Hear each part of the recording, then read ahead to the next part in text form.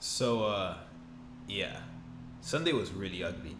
I decided not to make a video right away because emotions were running really high the whole week. And don't get me wrong, they still are, but I just wanted things to just cool down a little bit before I put in my 2 cents, even though I've been tweeting away. But, a lot of that is just me in the moment. And I wanted to take some time, sit back, analyze the situation, and then actually put in some rational thoughts for it. And I've seen every argument. I've seen the offensive line argument. I've seen the quarterback situation argument. Flores, coaching, personnel, Chris Grier. Obviously, it's a combination of all of them. But I would say the one that brings in the most impact is Chris Grier. Because it starts with Chris Grier. He's the one building the team. He's the one drafting these guys. Obviously, Flores gets some input in it, but at the end of the day, it's on him. All right? Chris Grier gets so much praise for hauling all these draft picks and finessing all these teams out of their draft capital.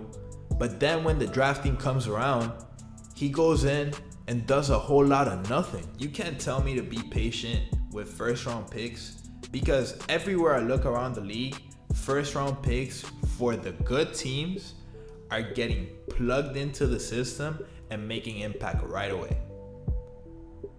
But Austin Jackson needs time and development. Noah Igbenogany needs time and development. Tua Tagovailoa needs time and development. That one I understand a bit more because it's the quarterback position. But an offensive lineman in the first round is supposed to come in and have instant impact. Tristan Wirfs got drafted last year and he's a stud. He went all the way to the Super Bowl protecting Tom Brady against some of the best pass rushes in the NFL.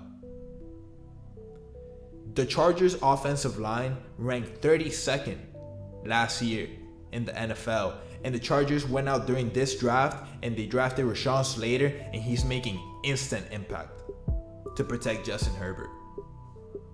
Why can't the Dolphins draft impactful players?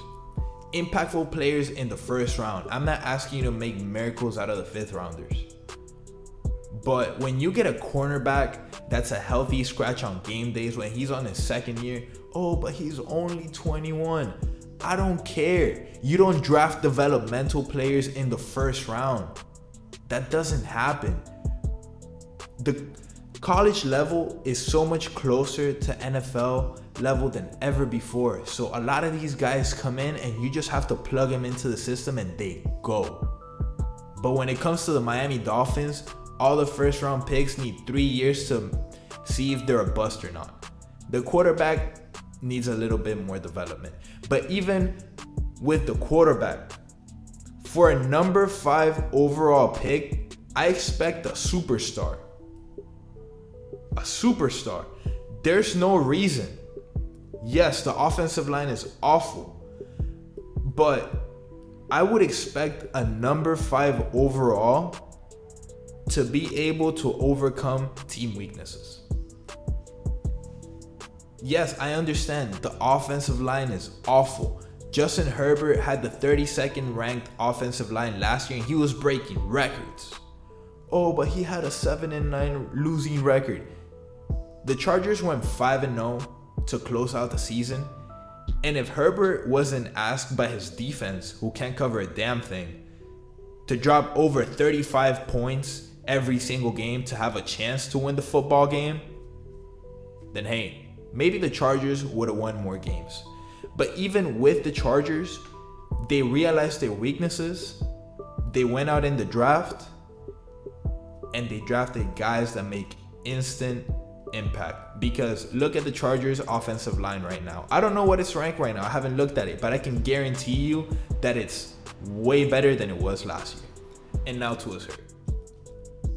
Tua is hurt because Chris Grier and Brian Flores want to be cheap and they want to be like Belichick and they want to find underwhelming players that they can bring into their organization and make them high-ranked guys. Well, let me tell you something. You're not Bill Belichick. And you're not going to be Belichick. Tua being hurt is your fault. I don't care what anybody says. He's supposed to take that hit. Small players are not supposed to be taking those type of hits. If you make Russell Wilson be a pocket guy, Kyler Murray be a pocket guy, Baker Mayfield dislocated his shoulder after he threw an interception this past Sunday, and then he went and tried to make a tackle. They're not supposed to be taking those type of shots. That's why a lot of people were mad when I posted a video a couple days ago about how Deshaun Watson could probably take hits like that. It's not a knock on Tua. That's not what Tua's built for. That's not what Tua was brought in here for. There's different styles of quarterbacks. If you want a quarterback that can take the punishment, that can use his legs, that's a power quarterback, there's guys that fit that criteria. For those guys, offensive line being poor doesn't affect them as much. Yeah, it's still gonna suck, but it doesn't affect them as much because they can use their legs. Tua has a little wiggle, but he can't run for his life all game. He just can't. He can't. And I'm not gonna blame it on him. He's a pocket guy. You're asking him to be some freak athlete and run away from these defensive ends like he has 4.1 speed on him. No. So I'll leave it off with this. The season is not over. But this coming Sunday, Flores and the Dolphins have to respond. They have to respond. There's no way. If you go into Vegas and you get dismantled again, oh boy.